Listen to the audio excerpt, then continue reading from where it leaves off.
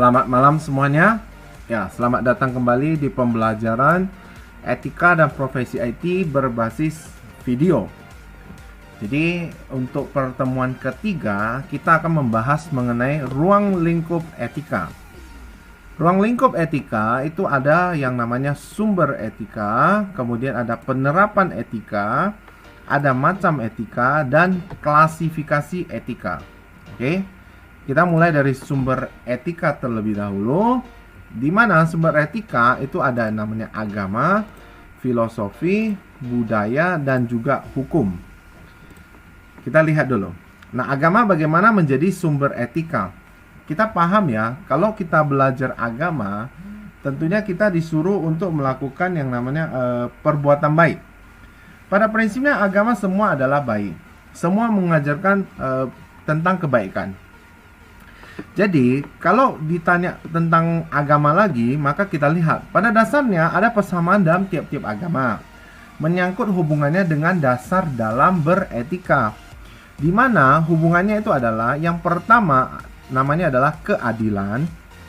Keadilan itu sendiri adalah kejujuran untuk mempergunakan kekuatan untuk menjaga nilai-nilai kebenaran. Jadi misalnya kalau kita katakan ada suatu kasus yang menyebabkan satu pihak ya menjadi tidak adil. Tidak adil ini bagaimana? Berarti tidak adil ini ada sesuatu yang ditutupi atau ada kebenaran yang ditutupi.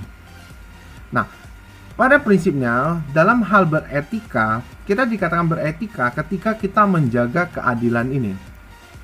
Memang betul untuk setiap kondisi tidak selamanya keadilan itu bisa diberlakukan secara adil. Tetapi pada prinsipnya sebagai manusia dan sebagai manusia lah yang beretika dan mempelajari agama, seharusnya keadilan itu wajib dipertahankan dari segi manapun ya. Oke, yang kedua, adanya saling menghormati. Saling menghormati berarti cinta dan perhatian terhadap orang lain. Ya, cinta di sini bukan berarti kayak nafsu atau segala macam ya. Cinta berarti kita ya memperhatikan dia, ya menyayangi dia dan segala macam. Serasa mahasiswa cukup paham dengan maksud dari pernyataan ini ya, saling menghormati. Saling menghormati itu bisa menjadi salah satu sumber etika. Ketika semua orang ya saling menghormati satu sama lain, maka terwujudlah etika manusia yang baik. Apa efeknya? Ya tentu efeknya adalah setiap orang menjadi damai ya, ataupun menjadi perhatian terhadap orang lain. Oke. Yang ketiga, pelayanan. Di sini ada kalimat manusia hanya pelayan, pengawas sumber-sumber alam. Jadi sebagai bentuk pelayanan kita, manusia, kita wajib menunjukkan etika dalam hal memanusiakan yang lain gitu. Kita itu manusia pada prinsipnya adalah sama antara satu dengan yang lain. Jadi ibaratnya jangan meninggikan status satu manusia sehingga manusia yang lain kelihatan lebih rendah gitu. Jadi bukan berarti kita bilang kamu pelayan, saya nggak, bukan. Ya, pelayanan berarti kita memberikan satu pengawasan terhadap sumber-sumber alam yang ada. Kalau kita bercerita tentang alam pada prinsipnya, oke? Kemudian, kalau kita lihat di kehidupan sekarang, manusia sering menunjukkan etika yang kurang baik terhadap alam. Serasa kamu juga paham apa maksud dari yang sebilang. Oke, nanti kita akan bahas lebih jauh mengenai pengawasan terhadap sumber-sumber alam ini ya. Yang keempat, kejujuran. Kejujuran dan sikap dapat dipercaya dalam semua hubungan manusia dan integritas yang kuat. Serasa juga paham lah ya maksud dari kejujuran sebagai sumber etika. Manusia dikatakan bisa menunjukkan etika yang baik jika dia sanggup menunjukkan kejujuran yang bagus. Kejujuran bukan berarti dia selalu mengatakan hal-hal yang jujur, yang tidak perlu dibilang pun dibilang, itu bukan. Kejujuran itu bisa juga seperti mengembalikan barang yang tertinggal, barang yang jatuh, ataupun membantu orang menemukan sehingga kita mengembalikan, itu pada prinsipnya termasuk kejujuran. Kalau kamu sanggup melakukan hal seperti itu, maka kamu dikatakan punya etika yang baik. Seperti itu kira-kira hubungannya. Ya, jadi kalau di bawahnya dibahas lagi, etika sebagai ajaran baik buruk, benar salah, atau ajaran tentang moral khususnya dalam perilaku dan tindakan-tindakan ekonomi, terutama bersumber dari ajaran-ajaran agama. Tidak terlepas dari ajaran agama intinya. Jadi etika itu sendiri ya juga berasal dari ajaran agama. Kita next, filosofi. Di filosofi ada beberapa tokoh yang istilahnya apa ya, berpendapat lah ya untuk terhadap kemunculan etika itu. Salah satunya ada Socrates, kemudian ada Plato dan Aristoteles. Ya, silakan dibaca untuk yang punya Socrates.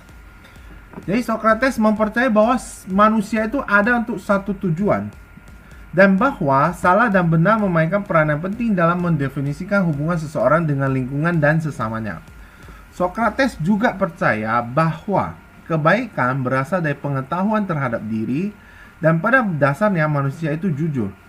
Jadi Socrates ini meyakini bahwasannya manusia itu pada prinsipnya adalah jujur. Berarti pada prinsipnya ketika Socrates sudah mengatakan seperti itu, maka secara tidak langsung Socrates mengatakan bahwasanya manusia itu pada prinsipnya adalah etikanya baik pada saat itu. Nah, ketika itu juga dia mengatakan munculnya sikap jahat merupakan sebuah bentuk salah pengarahan terhadap diri seseorang. Dikatakan baik kalau ada yang jahat, dikatakan jahat kalau ada yang baik.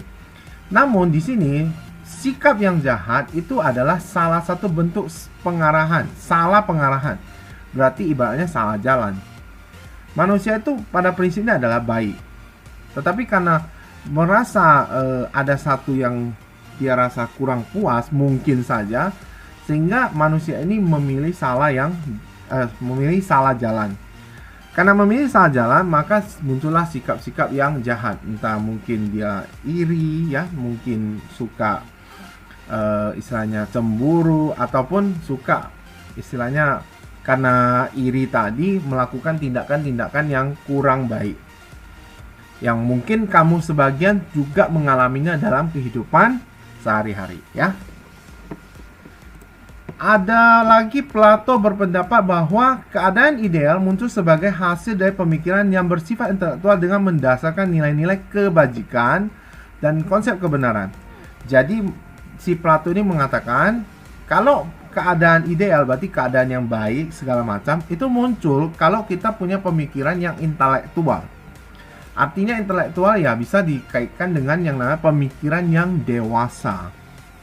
Nah, disitulah baru muncul etika, ya. Tentunya dia juga mengatakan dengan berdasarkan nilai-nilai kebajikan dan konsep kebenaran. Berarti ketika kita memikirkan secara dewasa, kita juga harus memikirkan dari segi kebaikan dan dari segi kebenaran tentang hal yang dimaksud. Oke ya. Yang ketiga Aristoteles. Etika menurut Aristoteles adalah perilaku jiwa yang baik yang menuntun kepada kebahagiaan dan kebenaran. Jadi ini juga yang punya Aristoteles yang kita pelajari kemarin, yaitu bagaimana pikiran manusia itu memikirkan sesuatu yang baik dan sesuatu yang buruk. Kalau Aristoteles dia adalah jiwa yang bisa menuntun kepada kebahagiaan dan kebenaran. Kalau kamu melakukan sesuatu tindakan dan kemudian kamu merasa itu benar dan kamu bahagia, maka itulah etika yang baik menurut Aristoteles, ya. Serasa untuk filosofi cukup jelas lah ya. Oke, perkembangan budaya. Kita lihat ya, budaya merupakan sebuah warisan, tentunya betul, dari satu generasi ke generasi yang lain. Jadi turun-temurun ya. Di mana nilai-nilai atau aturan yang telah ada sebelumnya menjadi acuan dan dilestarikan sesuai dengan ajaran-ajaran pendahulunya, dan kemudian akan menjadi sebuah standar dalam berperilaku sehari-hari. Kita masyarakat sering sekali terikat dengan budaya. Ada yang mengatakan kalau misalnya pakai baju merah dekat banteng bisa ditabrak atau diserunduk gitu.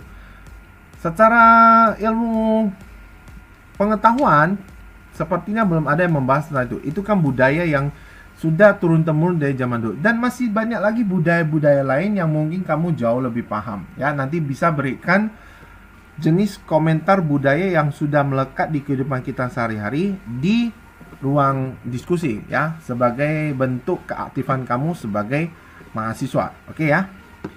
Sebagaimana ciri khas bangsa Asia, ciri khas yang paling menonjol adalah budaya kekeluargaan, kerjasama, dan hubungan kekeluargaan yang erat. Kalau di Indonesia, budaya yang paling erat itu adalah namanya gotong royong. Nah, makanya di dalam semboyannya itu ada Bhinneka Tunggal Ika. Walaupun berbeda namun tetap satu. Budaya gotong royong itu sudah ada dari zaman dulu Indonesia, yang melekat sampai sekarang dan dikaitkan dengan etika. Oke ya. Next, kita ke hukum. Hukum sebagai sumber etika. Jadi di sini kita bahas dulu, hukum merupakan perangkat aturan yang dibuat oleh pemerintah untuk menjamin kelangsungan hidup berbangsa dan bernegara. Tidak ada hukum, etika pasti kacau, karena orang bisa berbuat sesuka hatinya. Ya, bayangkan jika di dunia ini tidak ada hukum yang mengatur apa yang akan terjadi. Bisa saja orang bertindak sesuka hatinya, melukai sesuka hatinya, ya, mencuri sesuka hatinya, dan segala macam. Makanya hukum bisa dikaitkan dengan salah satu sumber etika. Ya, saya tidak bahas terlalu panjang, ini sudah cukup sering. Oke, berikutnya ada namanya penerapan etika. Kita lihat contoh-contoh penerapan etika dalam kehidupan sehari-hari. 1. Berkata jujur, sudah pasti. 2. Bersikap dewasa dalam menghadapi masalah. Jadi kalau jumpa masalah bukan rengek, nangis, minta dibantu segala macam ya. Jadi tunjukkan sikap dewasa dalam menghadapi masalah. Bukan juga marah-marah, banting-banting kemudian lari, tidak selesai masalahnya. Bukan seperti itu ya. Yang ketiga, ramah dalam berkomunikasi. Ya, kalau kita jumpa orang atau orang menjumpai kita bertanya sesuatu yang dimana orang itu tidak kita kenal, ya ramahlah, tunjukkan sikap kita. Bukan kita sok hebat ya, jumpa orang, kamu siapa kok nanya-nanya. Ya, bukan juga seperti itu ya. Mungkin kamu lebih paham dari yang semaksud di poin ketiga ini. Kita next saja ke poin keempat, menggunakan panggilan atau sebutan orang dengan baik. Etika kita adalah kalau ada orang yang lebih tua, kita sebutnya adalah Pak ya, Pak atau Bu ya. Kalau lebih muda ya mungkin Bang lah ya, Abang ya, Kakak gitu ya. Bukan kita panggil woi gitu ya. Nah, bukan seperti itu juga. Panggillah dengan betul, karena memang kita pada prinsipnya adalah orang yang punya etika semuanya. Oke.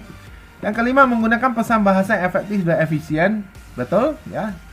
Pakailah bahasa yang bagus, efektif, efisien, bukan yang panjang tapi tidak paham orang ya. Keenam, dikaitkan dengan nomor 2, tidak mudah emosi atau emosional ya, terutama menghadapi masalah langsung emosi minta diselesaikan sekarang juga. Tidak bisa seperti itu ya. Jadi istilahnya bersikaplah dewasa. 7, berinisiatif sebagai pembuka dialog. Kadang kita suka ya kumpul-kumpul tiba-tiba hening gitu, nggak ada yang ngomong. Sebagai orang yang punya etika, kita bisa jadi seseorang yang membuka dialog. Membuka dialog itu artinya memecah keheningan sehingga bisa menyambung ngobrol atau berbicara satu sama lain. Ya, mungkin kamu juga pernah mengalami. Tiba-tiba datang satu tempat, diam semua, tidak ada yang ngomong. Nah, siapa yang bisa memecah keheningan? Itulah dia, orang yang dimaksud di poin ke-7 ya. Poin ke-8, berbahasa yang baik, ramah, dan sopan. Wajar, itu saya tidak perlu jelaskan lagi. 9, menggunakan pakaian sesuai dengan norma kesopanan. Kita orang timur, berarti kamu juga paham budaya orang timur dalam berpakaian itu bagaimana. Tapi zaman sekarang kita lihat ya, sana bolong, sini bolong, semua bolong ya. Jadi sana nampak, sini nampak, semua nampak. Oke. Nomor 10, bertingkah laku yang baik. Sudah wajar dikatakan beretika baik ya kalau tingkah lakunya baik. Oke. Kita next ke macam etika. Nah, macam etika di sini saya munculkan lagi namanya etika deskriptif dan etika normatif. Silakan dibaca.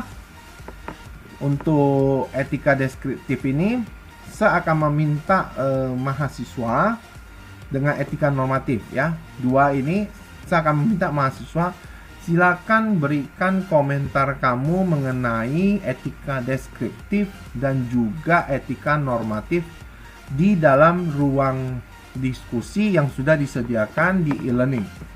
Ya, masing-masing berikanlah komentar. Etika deskriptif itu kamu pendapatnya bagaimana?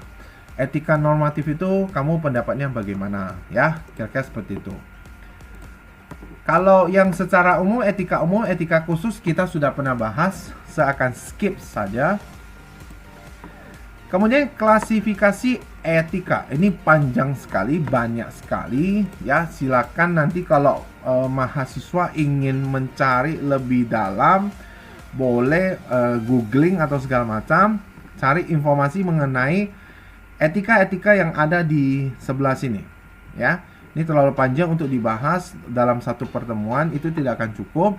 Saya hanya memberikan garis-garis besarnya. Jadi etika itu ada yang terbagi normatif, non-normatif. Jadi normatif ini ada teori-teori etika segala macam. Singkatnya adalah seperti ini. Ya, misalnya etika normatif hanya berfokus pada prinsip-prinsip yang seharusnya dari tindakan yang baik. Etika terapan, penerapan teori etika secara lebih spesifik baik pada domain private atau publik. Etika deskriptif, hanya melakukan observasi terhadap apa yang dianggap baik oleh individu atau masyarakat. Meta etika berfokus pada arti dari pernyataan-pernyataan etika. Ya, ini secara singkatnya, sederhananya saja. Kalau memang pada prinsipnya mahasiswa ingin mencari tahu mengenai etika ini, silakan googling atau cari info di buku-buku mengenai etika. Oke? Ya, saya rasa untuk pertemuan ketiga mengenai ruang lingkup etika sampai di sini dulu. Terima kasih sudah mendengarkan. Semoga apa yang dipelajari bermanfaat. Oke? Kita jumpa lagi di pertemuan yang akan datang. Tetap semangat.